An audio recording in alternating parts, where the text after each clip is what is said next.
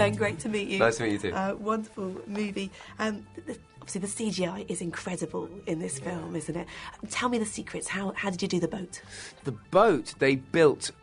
They didn't CGI hardly anything. They built the boat. It's a real boat? To scale, and they put it on a peninsula on Cleveland Point in Australia. So we had water on three sides, but it was on a gimbal, so they could move it any which way they wanted. So I think the director talked to everyone who'd ever made a boat movie, and they all said, "Don't film on the water, film on the land. It's safer and better." But they obviously filmed a trawler ship going on the waves, and then they sort of enhanced the trawler to look like the Dawn Treader for the wide shots, but all the close-up stuff we're actually on land, and then they disassembled the boat and rebuilt it in a studio with blue screen to do the last sequence with the dragon and the sea serpent.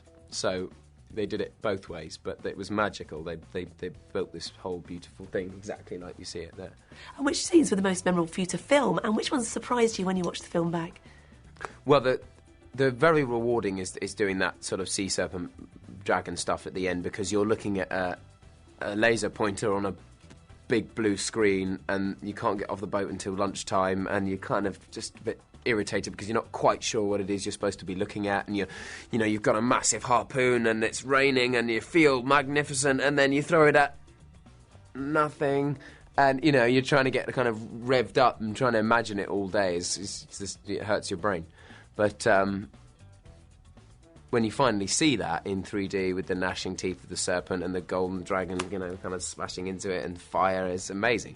But I really enjoyed all the sort of choreography of the other little fight scenes as well earlier in the film, where it's kind of me with swords or fighting in handcuffs or with a rock or whatever it happens. I really enjoyed all that stuff this time because I had a lot of time to kind of train and to learn all the choreography and everything. Fantastic. One of the scenes that really stands out for me is that final scene when you're on the shores of Aslan's country.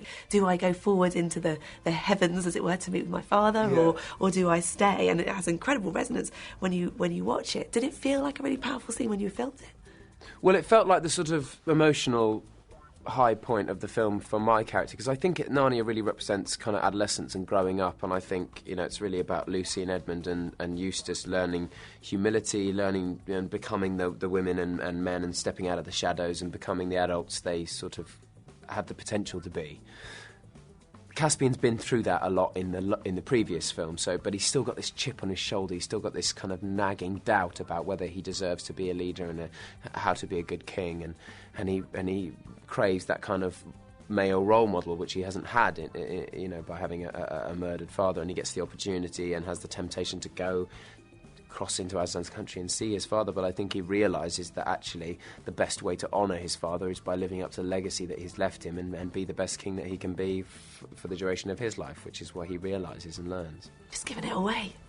Well, I have, but I think it's you could read the book, so that's true. You'd know. When you're working with a story like the Narnia stories, they have such layers of meaning and resonance. Does it make you sort of question your own life, your own beliefs, that kind of thing?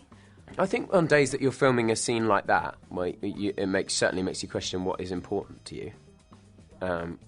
I think all best stories and films and theatre and books are all about perspective. They're all about our place as humans in the world and how significant or insignificant we may feel at any given point. And I think that's the nature of what being alive is. Questioning being alive, basically. And I think days like that can sometimes make you kind of focus on it.